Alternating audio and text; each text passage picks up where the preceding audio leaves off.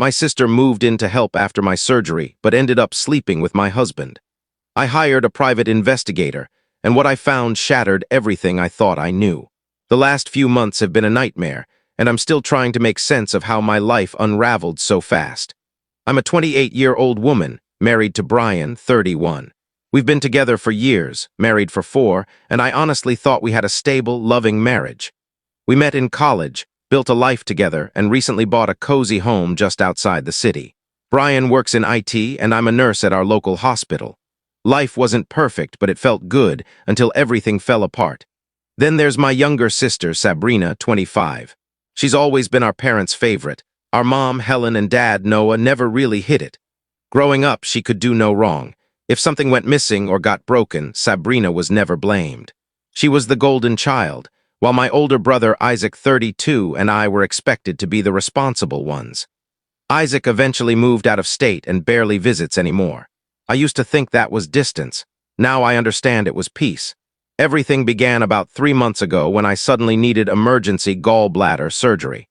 I was supposed to recover in 2 weeks, but complications left me bedridden for nearly 6. I couldn't lift much, couldn't drive, and needed help with basic daily things. Brian took a few days off work to help me, but after a week his manager started pushing him to return. That's when my parents suggested Sabrina come stay with us for a while to assist me. She had just finished her marketing degree and wasn't working yet, so it sounded like a practical solution. I hesitated at first because we've never been close, but Brian said it would be perfect to have company and help, and he'd feel less guilty for being away. When Sabrina arrived, she came with huge suitcases and immediately made herself comfortable in the guest room. Within a day, she'd hung her pictures, set up her plants, and turned it into her space. At first, I was grateful. She cooked, cleaned, and kept me company. We'd chat while I lay in bed. She'd tell me stories about college and her plans to start her career. But a few weeks in, things started to feel off. Sabrina began wearing my clothes without asking, my shirts, even my pajamas. She used my expensive shampoo and skincare, and when I mentioned it, she just smiled and said, "We're sisters, what's the big deal?"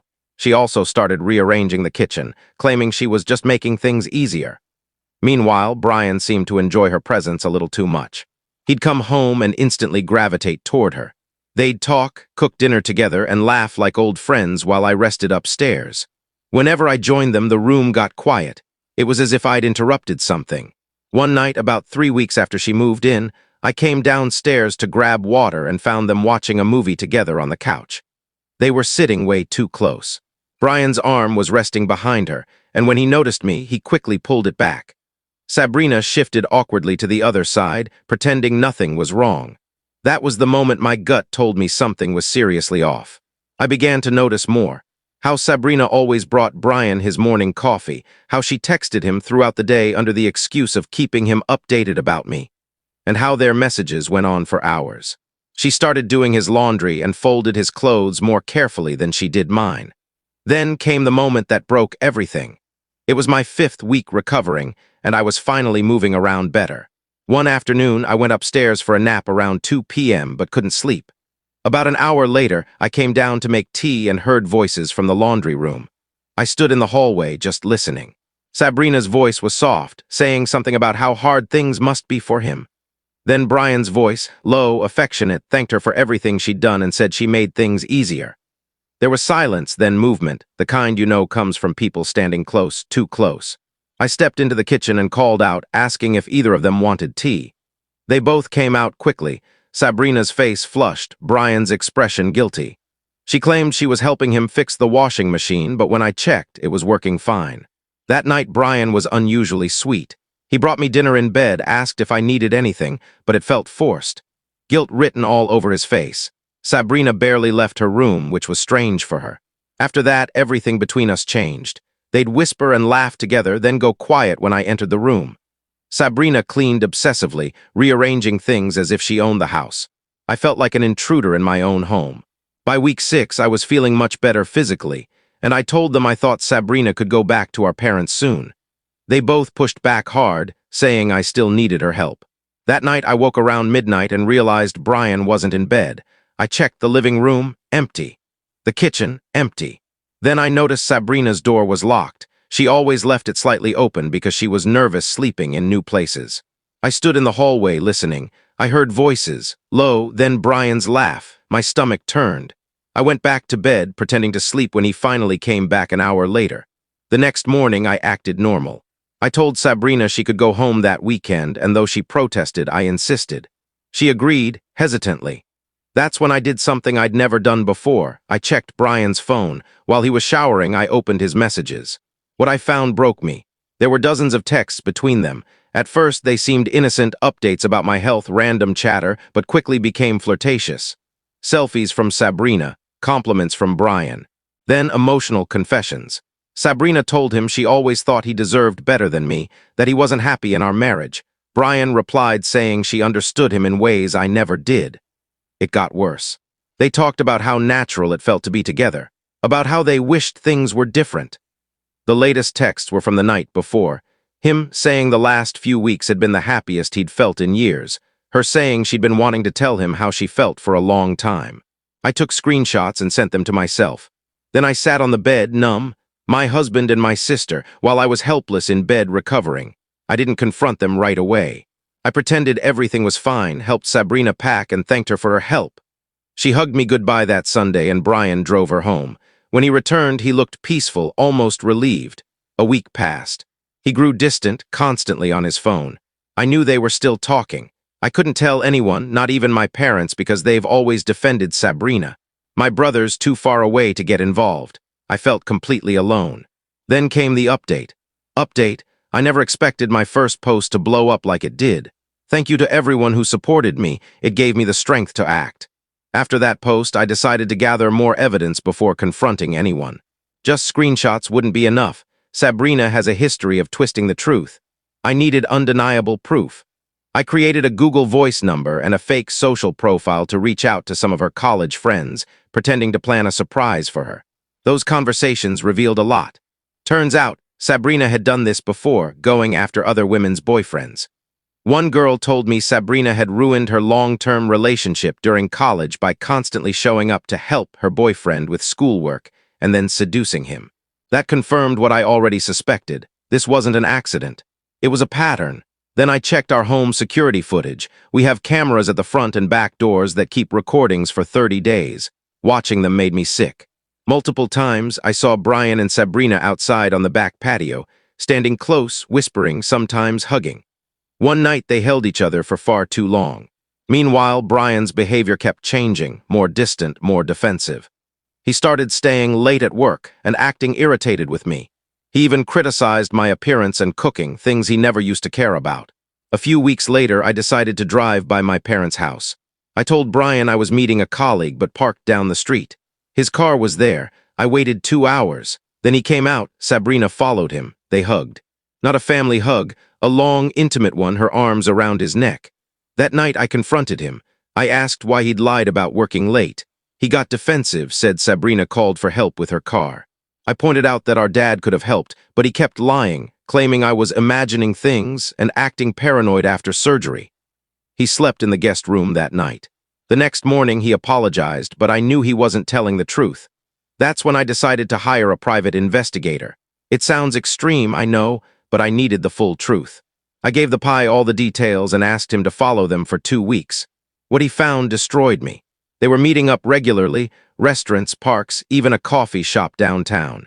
The photos showed them holding hands, kissing, acting like a couple. Then came the worst part, the motel.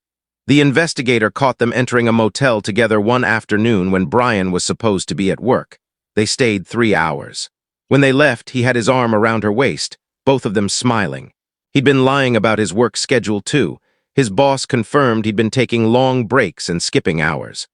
I sat in my car outside the hospital and cried until I couldn't breathe. My husband and my sister had been betraying me for over a month, right under my nose, using my recovery as their excuse. The next weekend, I went to my parents' house. I brought printed copies of the photos and reports. When I arrived, Sabrina was in pajamas on the couch watching TV. Mom was cooking, Dad reading the paper. They all looked so normal. I stood there, shaking, holding the proof in my hands. Then I asked them all to sit down, because what I had to say would change everything. I started by telling my parents everything, how I found out about Brian and Sabrina's affair. Sabrina burst into tears immediately, screaming that I was paranoid and fabricating things. My parents sat there, stunned and confused. Then I laid the photos on the table.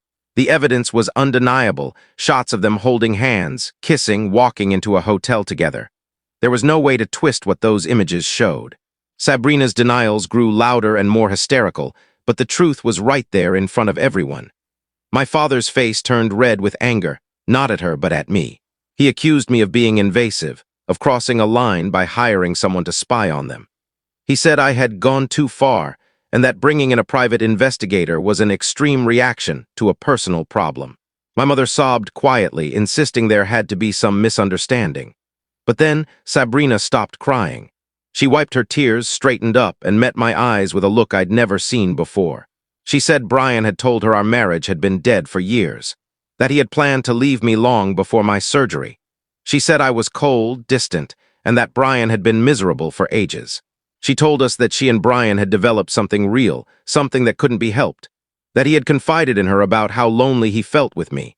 Our parents sat in shocked silence as she kept talking, justifying everything. She said she refused to apologize for finding happiness with someone who actually loved her. Claimed Brian had been the one to start things, and she'd tried to resist, but the connection was too strong. It was surreal hearing my own sister speak like that, so calm, so certain, as if she hadn't completely destroyed my life. The sweet, naive sister I thought I knew was gone. What stood before me was someone I didn't recognize. My mother broke down crying again, saying she couldn't believe what was happening. My father just frowned, more worried about what people would think than about what Sabrina had done. No one defended me. No one told Sabrina she was wrong. I walked out, went home, and waited for Brian. I had decided that night I would tell him I wanted a divorce. I was done trying to save something he'd already shattered. Update 2, the confrontation with Brian didn't go anything like I imagined. He came home that Saturday evening acting like it was any normal day. But when he walked into the kitchen and saw the photographs spread across the table, his face drained of color. I told him I knew everything and that I wanted him out. He didn't deny it. He sat down slowly, staring at the photos, and then began to talk. What he said changed everything I thought I knew about this situation. According to Brian, the affair didn't start the way I believed. He said Sabrina had been texting and calling him for months before my surgery, always when she knew I wasn't around. At first, she would ask innocent questions about how I was doing, but the messages soon turned flirty and suggestive. She made comments about how I didn't seem to appreciate him and how he deserved better. He said he thought she was just being kind at first, but her tone kept changing. He admitted he should have told me but didn't want to make things harder between me and my parents. "You know how much they favor her," he said quietly. When my surgery was scheduled, Sabrina jumped at the chance to move in and help. Brian claimed that she told our parents she wanted to be supportive, but privately told him it was the perfect opportunity for them to spend time together. He insisted that he tried to keep things appropriate, but Sabrina constantly sought out moments alone with him. She'd bring up our marriage, telling him he looked unhappy, that I took him for granted. According to Brian, she was the one who kissed him first. He said it happened in the laundry room, the same day I overheard them talking. She told him she'd loved him since the first time they met, and he didn't stop her. That's when things turned physical. He swore that he never told her our marriage was over or that he planned to leave me. He said those were lies Sabrina spun afterward to justify herself to our parents. He admitted her attention had flattered him, especially when I was recovering and things were difficult between us. I asked him why, if he felt guilty, he didn't end it after she left. He said Sabrina threatened to tell me everything, but twist the story to make it look like he took advantage of her. She even threatened to tell my parents that Brian had manipulated her while she was helping me recover. Then he showed me text messages to back it up. They were disturbing. In them, Sabrina was clearly the one pushing the relationship, planning their meetings, and talking about how she deserved to be happy. In one, she even mentioned how she wanted to wait until after the holidays to go public with their relationship so everyone would have time to adjust. She also wrote about how she thought they should split the assets and whether I'd be reasonable about the house. Brian admitted he hadn't realized how calculated Sabrina's behavior had been until later. He said she'd made casual remarks during her stay about how the guest room could make a perfect office or how the kitchen could use remodeling. That suddenly made sense now. I didn't know what to believe. The messages matched his story, but the fact remained. He'd cheated and lied for weeks. I told him I needed space to think and asked him to stay somewhere else. He packed a bag and went to his brother's house that night. That week I replayed every memory in my mind, every sign I'd ignored. The way Sabrina always sat next to Brian at family dinners, how she touched his arm when she spoke, how she complimented him more than any sister should. I'd brushed it off for years as her being overly friendly, but now it all made sense. While Brian was gone, I decided to dig deeper. I found one of Sabrina's old college roommates through social media and reached out. What she told me made my skin crawl. Apparently, Sabrina had a history of going after men who were already taken. She'd study their relationships, learn their interests, then slowly insert herself into their lives. Her roommate could recall at least 3 relationships Sabrina had sabotaged that way. And then she said something that made my blood run cold. Sabrina had talked about Brian back in college. She'd shown her roommate pictures of us and said she thought Brian was perfect for her, not for me. The roommate said she'd always found those comments disturbing but didn't know how to react. I also learned Sabrina had been asking my parents personal questions about my marriage for years, planting little seeds of doubt, pretending to worry about Brian's happiness. They dismissed it as harmless sibling concern, but it wasn't. Armed with everything I'd learned, I went to my parents' house to confront her. Sabrina was in her old room when I arrived. I told her what I'd found out and that I'd seen the messages between her and Brian. At first, she tried to deny it all, but when she realized I had proof, her entire demeanor shifted. The fake tears disappeared. She looked me dead in the eye and said she'd never understood what Brian saw in me anyway. She bragged that Brian had been unhappy for years and that she'd only helped him admit it. Then she said she'd been planning to pursue him for a long time. A surgery just gave her the perfect opening. She was proud of it. My parents overheard part of the conversation and walked in. Instead of outrage or shame, my father immediately started making excuses. He said Sabrina was young and made a mistake. My mother begged us both to move past it for the sake of the family. I told them I was done trying to fix something that wasn't broken by me. That Sabrina had deliberately gone after my husband, and that Brian and I were getting divorced because of her. I made it clear I wouldn't attend any family events where she was present. My father called me dramatic. My mother said I was tearing the family apart. Neither of them acknowledged the actual betrayal. That was the moment I knew I'd lost not just my marriage, but my family too. Update 3, final. It's been 2 months since then, and here's how things ended. Brian and I finalized our divorce last week. Despite everything he said about being manipulated, I couldn't forgive what he did, especially when I was at my weakest. He's now living with Sabrina at my parents' house. My father even helped him move out while I was at work. Cowardly, but not surprising. We'd been married less than 5 years with no kids, so the process was simple. I kept the house and took over the mortgage. Brian took most of our savings along with his debts. Ironically, from what my brother Isaac tells me, their happy ending is already falling apart. They argue constantly. Brian resents Sabrina for the chaos she caused, and Sabrina feels like he isn't grateful enough.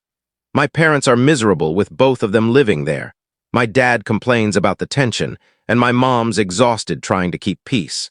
Their fairy tale didn't last long. I've cut off all contact with Sabrina and my parents. My mom occasionally calls, leaving tearful voicemails begging me to come over for dinner, but I can't. I'm not ready. My father hasn't reached out at all. The only family I still speak to is Isaac. He and his wife have been incredibly supportive. They even invited me to spend the holidays with them. Isaac admitted that he moved far away years ago to escape the same family dysfunction that's now swallowed me. He's been the one reminding me that cutting ties with toxic people, even family, is sometimes the healthiest thing you can do. Through him, I learned Sabrina lost the marketing job she recently got. Word about her involvement in my marriage spread, and her employer decided she wasn't a good fit. My parents are now financially supporting her again. Most of our extended family sided with me once they learned the truth. My grandmother in particular was furious at how my parents handled it. As for me, I've been rebuilding. I redecorated the house, turned Brian's old office into a reading nook, and started inviting friends over again. For the first time in years, my home feels like mine.